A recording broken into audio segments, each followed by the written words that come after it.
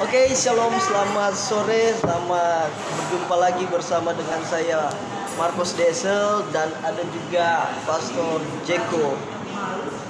Oke, hari ini kita akan membahas sedikit kebenaran firman Tuhan di dalam Kisah Para Rasul pasal yang pertama, ayat yang ke-12 sampai 14. Nah, mari kita buka sama-sama Kisah Para Rasul ayat yang pertama, ayat 12 sampai dengan ke-14. Nah, di sini kita akan coba cari tahu apa sih sebenarnya yang dinanti-nantikan oleh murid-murid Tuhan Yesus.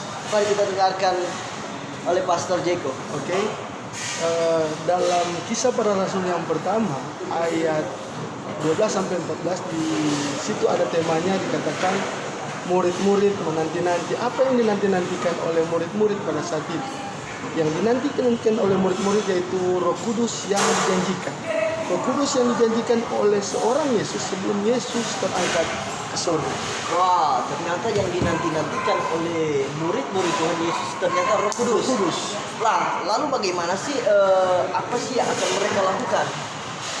Jadi Setelah itu, untuk orang percaya pada saat ini, sebenarnya kalau kita lihat implikasi firman Tuhan ini sebenarnya jelas. Ketika murid-murid Tuhan menanti-nanti yang namanya Roh Kudus, mereka melakukan ada 3 hal, saudara, pada saat itu. Mereka berkumpul bersama-sama di satu tempat. Di ayat ke 12 sampai 14 dicatat di situ, di mana dikatakan di ayat 12, maka kembalilah rasul-rasul itu ke Yerusalem dari bukit yang disebut Bukit Zaitun, yang hanya seperjalanan sabat jauhnya dari Yerusalem. Setelah mereka tiba di kota, naiklah mereka ke ruang atas tempat mereka menumpang.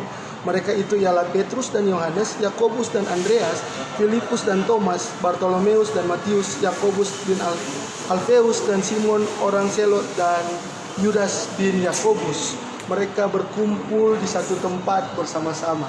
Jadi dalam firman Tuhan saat ini sebenarnya kita harus tahu, Pastor, juga mereka pada saat itu di dalam keadaan tertekan. Kenapa saya katakan tertekan? Ketika mereka menantikan Roh Kudus, karena yang pertama mereka kehilangan sosok Yesus pada saat itu. Saat itu Yesus sudah terangkat ke surga, Pastor. Jadi mereka sangat tertekan karena kebiasaan hidup dengan Yesus, melihat suatu kuasa, melihat suatu mujizat. Tapi ketika Yesus naik terangkat ke surga, dijanjikan yang namanya Roh Kudus, mereka menanti-nanti tetapi dalam keadaan tertekan saat itu. Yang kedua, mereka tertekan karena apa? Mereka menjadi orang-orang melihat para murid-murid pada saat itu bagaikan orang-orang asing pada saat itu, Pastor. Jadi ada 2 hal yang membuat mereka tertekan pada saat itu. Jadi apa yang dilakukan murid-murid ketika mau menanti yang namanya Roh Kudus yang dijanjikan? Jadi kita tahu bersama di hari raya Pentakosta terjadi pencurahan Roh Kudus. Hari yang ke-50 setelah Yesus terangkat, hari yang ke-50 terjadi pencurahan Roh Kudus.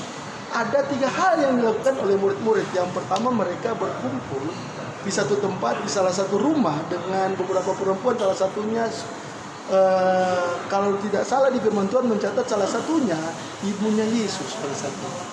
Jadi ketika mereka berkumpul ada yang namanya persekutuan. Ketika kita ambil implikasikan untuk kehidupan saat ini, banyak orang Kristen ketika ada masalah, ketika di dalam tekanan, ketika menanti-nantikan yang namanya kuasa, ketika menanti-nantikan mujizat, bukan datang bersekutu bersama-sama dengan orang percaya. Mereka cari tempat yang bisa membuat mereka nyaman. Salah satunya ketika mereka punya masalah, cari tempat hiburan. Kalau mereka punya sakit penyakit tidak sembuh-sembuh, minum obat tidak sembuh-sembuh, cari orang pintar, pastor, pada saat itu. Sebenarnya jalan yang pertama dilakukan oleh murid-murid harus kita ambil sebenarnya contohnya. Di mana ketika kita tertekan, ketika kita di dalam masalah, kita ambil ya, contoh yang pertama itu kita bersekutu bersama-sama, kita beribadah bersama-sama dengan orang percaya. Karena apa? Di dalam persekutuan pastinya ada teman-teman yang akan menguatkan. Di dalam persekutuan pasti adanya firman yang akan menguatkan kita. Karena di dalam firman pasti ada kekuatan, Pastor. Ketika kita bersekutu bersama-sama dengan orang percaya, kita akan lihat betapa kuasanya Tuhan terhadap orang-orang percaya, dan iman kita akan bangkit. Kita akan pasti berkata, ketika orang lain menerima kuasa, kita pun akan menerima kuasa. Itulah hebatnya ketika kita ada di dalam persekutuan bersama-sama dengan orang percaya. Dan inilah yang dilakukan oleh murid-murid Tuhan Yesus pada saat itu. Mereka berkumpul bersama-sama, mereka berdoa, bersekutu, beribadah bersama-sama, dan mereka menjalankan apa yang diperintahkan Yesus di dalam kehidupan mereka. Akhirnya kita bisa lihat hasilnya. Di hari ke-50 terjadilah pencurahan Roh Kudus. Bisa kita lihat pencurahan Roh Kudus terjadi untuk orang-orang percaya. Orang-orang percaya yang ada di tengah-tengah orang banyak yang tidak percaya akan perkataan Yesus. Meskipun mereka sedang melakukan pekerjaan, mereka tetap bersekutu bersama dan merasakan apa yang namanya Roh Kudus di dalam kehidupan mereka. Yang kedua, pastor, yang saya lihat di dalam firman Tuhan pasal yang ke-14 dikatakan mereka semua bertekun. Ada kata bertekun di dalam tekanan yang saya bilang tadi, ketika mereka kehilangan Yesus, ketika mereka dianggap orang asing, mereka di dalam tekanan yang begitu luar biasa, tetap mereka bertekun bersama-sama. Inilah yang harus dilakukan oleh orang Kristen. Karena banyak orang Kristen ketika masalah oke lah bertekun, tapi ketika ada berkat, ketika hidupnya luar biasa, ketika semuanya tercukupi, ketika mujizat telah terjadi, pertanyaannya sekarang, kemana mereka? Apa tetap bertekun, apa tetap ada di dalam Tuhan, atau tetap bangun mesbah dengan Tuhan? Kadang ketika ada masalah baru bertekun. Jadi orang Kristen saat ini, mari, meskipun tidak ada masalah, kita tetap bertekun. Lakukan 3 hal. Yang pertama, kita harus bersekutu bersama. Yang kedua, kita bertekun meskipun di dalam masalah, meskipun ada di dalam suasana bahagia ataupun apa, tetap selalu bertekun. Jangan pernah kita tinggalkan ketekunan kita hanya karena kita merasa tidak perlu lagi, tapi selalu punya rasa bahwa kita harus tetap bertekun di dalam Tuhan. Yang ketiga, ada poin yang terakhir di mana mereka punya kata sehati. Jemaat Kasih Karunia Ministry, ini kata sehati yang paling susah dilakukan oleh orang-orang percaya. Karena kenapa? Banyak yang namanya ministry hancur, banyak yang namanya sinode hancur, banyak yang namanya persekutuan hancur karena tidak ada kata sehati. Jadi kata sehati ini harus kita ambil bersama-sama agar supaya apa? Ketika kita melayani, kemuliaan Allah terjadi di dalam kita. Selalu pikirkan atau punya hati kita ini sama hatinya untuk memuliakan Tuhan.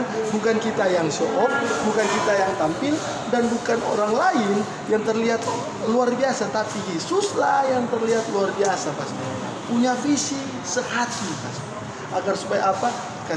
Baik Kasih Karunia Ministry ataupun sinode-sinode yang lainnya itu bisa berkembang luar biasa dan menikmati yang namanya kasih Tuhan di dalam kehidupan kita, dan tidak akan pernah ditinggalkan oleh Tuhan karena kita punya sehati di dalam pelayanan. Jadi ketika lihat teman di dalam pelayanan ada kelebihan atau dia punya kuasa, jangan pernah iri terhadap dia. Biarkanlah kita bantu dia doa, kita bantu agar supaya apa? Talenta atau kelebihan dari dia bisa dipakai untuk memuliakan nama Tuhan dan kita melayani bersama-sama. Jadi ada 3 hal, pastor. Ketika kita menanti-nanti kuasa atau Roh Kudus, seperti murid-murid Tuhan Yesus, kita lakukan yang namanya persekutuan bersama-sama orang percaya, bertekun di dalam Tuhan, dan memiliki hati yang sehati dengan orang-orang percaya atau teman-teman ministry atau teman-teman sinode atau teman-teman yang sering kita beribadah bersama-sama, pastor. Jadi itu, pastor, maksud dari firman Tuhan Kisah Para Rasul yang pertama ayat 12-14 seperti itulah, pastor. Yang dinanti-nanti adalah Roh Kudus, dan apa yang dilakukan ketika menanti-nanti yang harus dilakukan 3 hal yang tadi, pastor. Ya. Puji nama Tuhan. Oke, puji Tuhan. Ya, kita sudah dengar bagaimana tadi pernyataan tentang firman Tuhan, di mana ada 3 poin yang harus kita lakukan. Yaitu yang pertama, kita harus bersekutu. Jadi kita harus cari orang-orang yang seiman dan juga orang-orang yang rohani. Kita bersekutu bersama. Dan kedua, poin yang kedua itu ada apa? Bertekun. Bertekun. Kita harus bertekun yang kedua. Dan yang ketiga, kita harus sehati. Puji Tuhan, semoga bisa memberkati semua teman-teman yang ada. Tetap semangat, maju terus. Puji Tuhan.